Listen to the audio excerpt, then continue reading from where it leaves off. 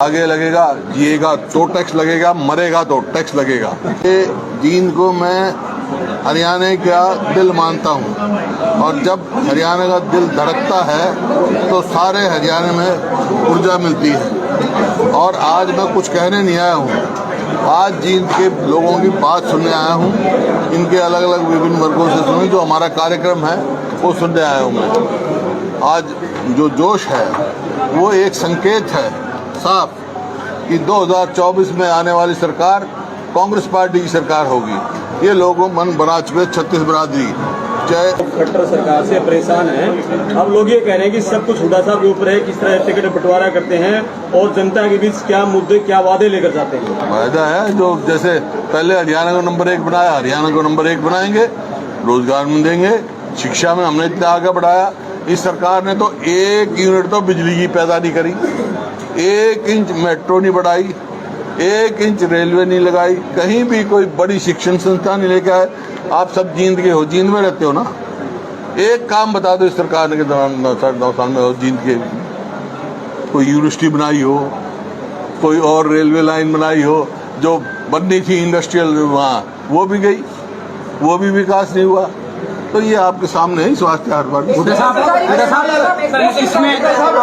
Difference कितना मानते हैं? जन मिलन, आपका जन मिलन कार्यक्रम आप आयोजित कर रहे हैं, भाजपा जन समाज कार्यक्रम आयोजित, कितना डिफरेंस मानते हैं? आप स्वयं देख रहे हैं, मैं तो अखबारों में पढ़ता हूँ, हालांकि पूरी फेर खबर नहीं आती है।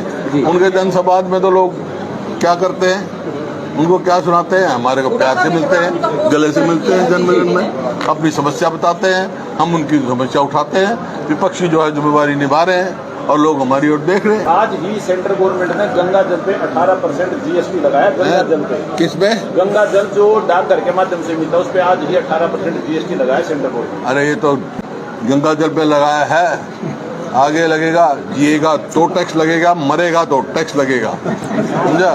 सांस लेगा तो टैक्स लगेगा, टैक्स पे टैक्स लगेगा। ये तो ये नीति पे चल रहे हैं, छाछ पे, दूध पे, दही पे, घी पे, और कोई चीज नहीं छोड़ी। प्रदेश को कर्जे में डुबो दिया। 4.5 लाख करोड़ के करीब आज प्रदेश पे कर्जा है, लेकिन ये नहीं बता सकते कि हमने कोई कहाँ लगाया, कोई रेलवे लाइन बनाई, कोई मेट्रो बढ़ाई, कोई बड़ी यूनिवर्सिटी बनाई, कोई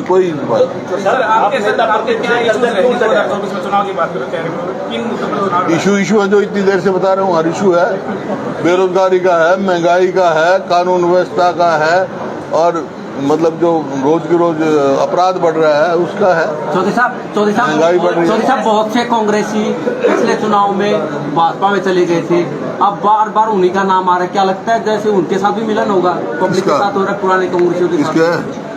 किसका? चौधरी वीरेंद्र सिंह लगाए, राव वीरेंद्र सिंह लगाए, धर्मवीर जी लगाए, रमेश कौशिक जी लगाए, बार बार उनके नाम आ रहे हैं। कौन ला रहा है? कहाँ से आ रहे हैं? कहाँ से आ रहे हैं? वीरेंद्र सिंह ने रैली में कहा था कि हम पुराने कांग्रेसी हैं। नहीं, वो तो अगर मगर है, अगर मगर का कोई जवाब नहीं देता। हरियाणा में इंडिया गठबंधन की क्या संभावनाएं मानते हैं भूपेंद्र सिंह? पूरे देश में है, एक अच्छी पहल है पूरे देश का, देश की राजनीति है हरियाणा में होना चाहिए। हरियाणा का अकेले का नहीं है, पूरे देश का है। अच्छी पहल है, शुरुआत अच्छी है। मेरे को उम्मीद है कि प्रजातंत्र में पक्ष भी विपक्ष भी दोनों मजबूत होने चाहिए, और जब भी प्रजातंत्र मजबूत रहेगा लोग मजबूत रहेंगे। ये इसमें प्रजातंत्र को मजबूत करेगा। कब तक जारी होने की संभावना है? जल्दी हो जाएगी। तो साहब जिस उत्साह के साथ कांग्रेस को कोई और किसी ने पूछने देगा, सारे सवाल तो पूछ लेंगे, इतने बैठे।